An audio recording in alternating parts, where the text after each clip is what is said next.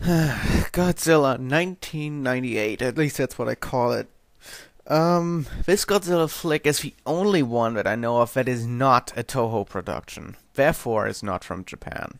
This was the Americans' idea of a Godzilla movie. It had potential, in my opinion, yeah, but one problem. The monster in this movie is not Godzilla. I'm sorry. This thing has as much to do with Godzilla uh, as a rhino with an elephant. Just because they have the same color, it's not the same thing. Um, there is a lot wrong with this movie, unfortunately. And I'll go into detail without using too many spoilers. If there's gonna be spoilers, that's unavoidable, but I think most people would have seen this movie by now. If not, consider yourself lucky. I'm gonna give you a fair warning of why you should not watch it if you are a die-hard Godzilla fan. Alright. Okay, so the plot involves basically the atomic weapon test that we all know, and they create Godzilla. But in this case, he is an iguana.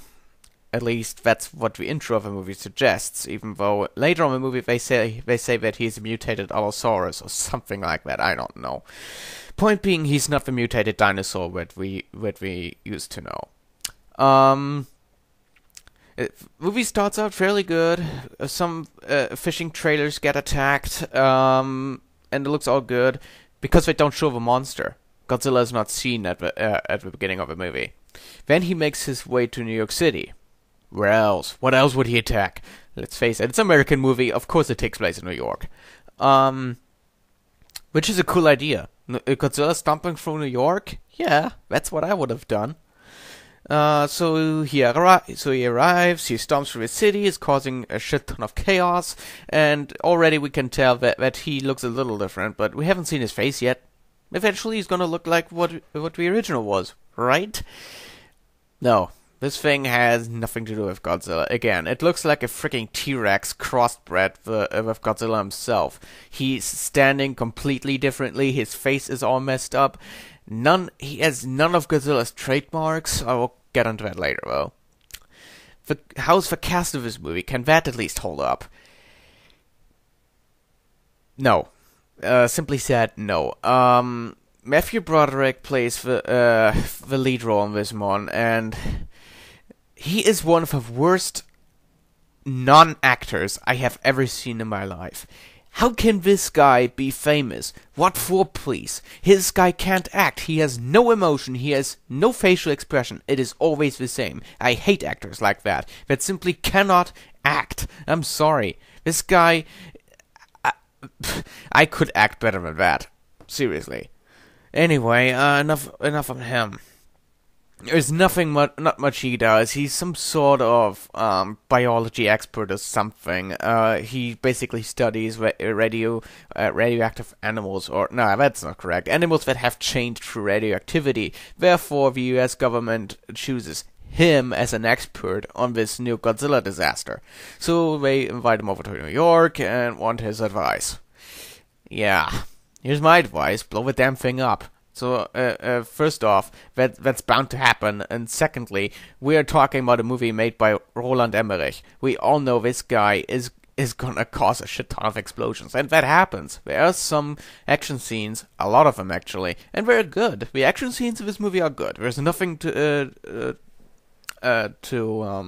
criticize on those. I especially like the helicopter sequence with the helicopters chasing Godzilla, only for them to get tricked out. But here are the issues I have with this movie. At one point, Godzilla, after his initial attack, disappears. He is in fucking New York, and he disappears. Now I know the Nostalgia Critic already made a shit ton of jokes about this, but seriously, how the hell is this possible? How can such a huge monster just disappear in a city that that has millions of inhabitants, despite all the destruction he caused? How can he hide? I don't get it. Anyway, there's that. And, this might be a spoiler. Throughout the movie, Godzilla starts to hatch offspring from eggs. Okay, we had that before. Remember Godzilla's son? As horrible as that movie was where he was introduced, or as horrible as the character was, let's face it, I hated Minyo, Manila, or whatever you called it. These things are not much better, though. They, when the eggs hatch, in the Madison Square Garden, nonetheless, they look like the raptors from Jurassic Park. They even reenact some of the scenes, it feels like. I feel like watching Jurassic Park here, I'm sorry. It's just that the T-Rex in this movie is 10 times bigger than before. But sucks 10 times as much, too. Anyway. So, we have a few chase scenes with these baby raptors. Let's call them that, because that's what they are. They're bloody raptors. And, then the military blows up a Madison Square Garden. But mom is still alive, and blah blah blah. Chase scene, blah blah blah. It's Roland Emmerich, you know his formula. And well, here's a big shock. I'm gonna spoil the ending, because I think everybody has seen this movie. Everybody sees it coming. With an Emmerich movie, you know that the good guys always win, right? Well, in this movie, I was hoping Godzilla would win, but they just kill him off. They kill him off. I don't know if Roland Emmerich or any of the other producers of this movie have ever seen a Godzilla movie, but how many times has the military actually killed Godzilla?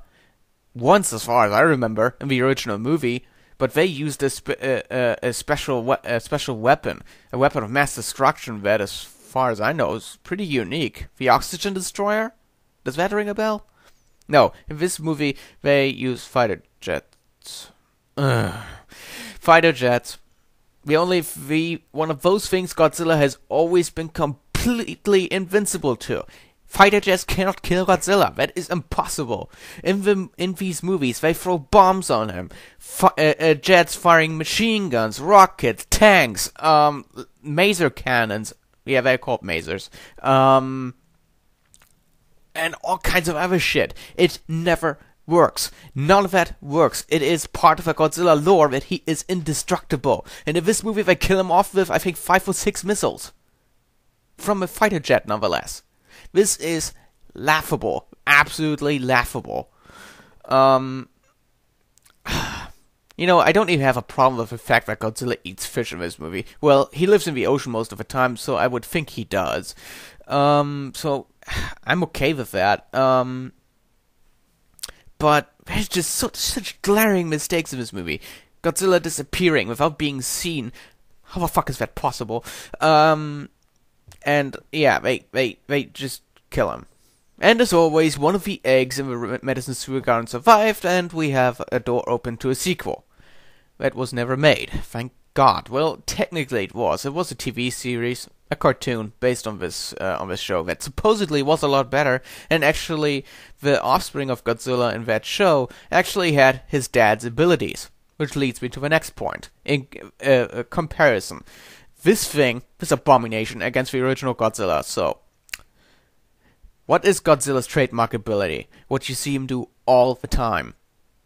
The atomic breath, that blue or sometimes red energy beam he fires, that can blow up anything. Even enemy monsters. In this movie, Godzilla doesn't use that. He just doesn't, or he's unable to do it. So they left that out. He kinda can breathe fire, but if they can make me believe that a lizard of the size of a fucking skyscraper can breathe fire, why not let it breathe then with an energy beam instead? It wouldn't have made the movie any stupider. This was not meant to be realistic anyway. So there's that. As I said, Zilla, as he's officially named, it's not Godzilla. He's not worthy being called God. This Zilla creature can be killed with rockets, whereas the original Godzilla was almost invincible to anything you throw at him. I'm serious. If you watch some of the Godzilla movies from the 2000s, they come up with such creative and elaborate ways to kill Godzilla. Even a fucking black hole can't kill him. An artificial black hole couldn't kill him, so what the hell? And here are a bunch of missiles. Anyway, so he is not indestructible. Secondly, what is up with his look? I know this is supposed to be modernized, but this looked nothing like the original Godzilla. I mean, compare them. This is the Godzilla from Godzilla 2000, the movie this should have been. He looks great in my opinion. We have some other pictures too, right here. And then there's this thing. That is not the same thing, isn't it? Sure, they look related to an extent, but you could tell this is not the same thing. Big mistake. And that said, the movie Godzilla 2000, no, it was a movie after that. It was Godzilla, Mothra, and King Ghidorah. As it was a huge long title, I can't remember all of it. Short GMK, that's what the fans call it.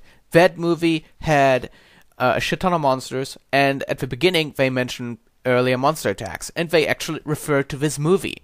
They say that the Americans made it up, and this is that the monster that attacked them is not Godzilla. In fact, Zilla, this abomination, actually made an appearance in an official Godzilla movie. And that was in 2004, in Godzilla Final Wars. He faces off with Godzilla in Australia. And yeah, the fight lasts about 3 seconds, if you count the total fight time. Godzilla whips him away with his tail, blows him up with his atomic breath. That's how you do it.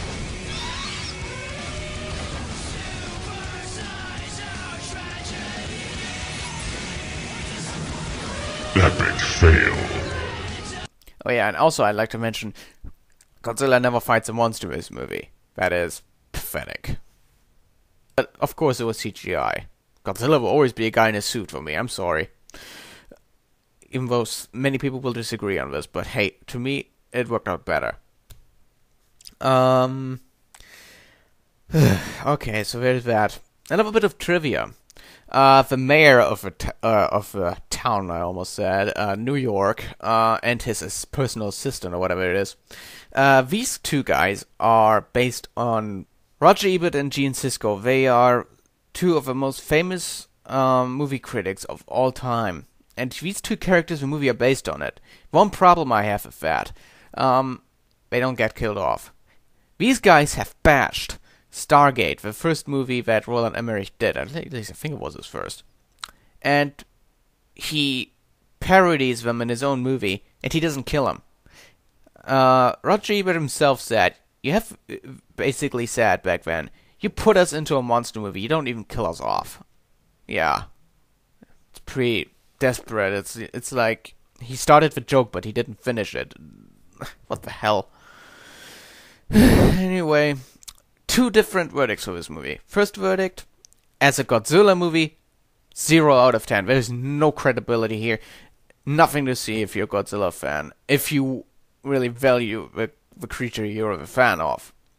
And then there's the value as an average, moviegoer, if I ignore all the other Godzilla movies. If I would not be a fan of them.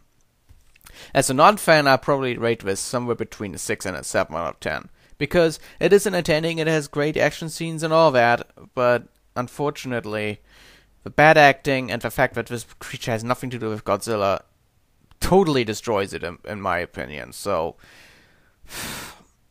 personally, yeah, I couldn't give it more than a 5 if I mix the two perspectives of fan and non-fan. 5 out of 10 is my verdict.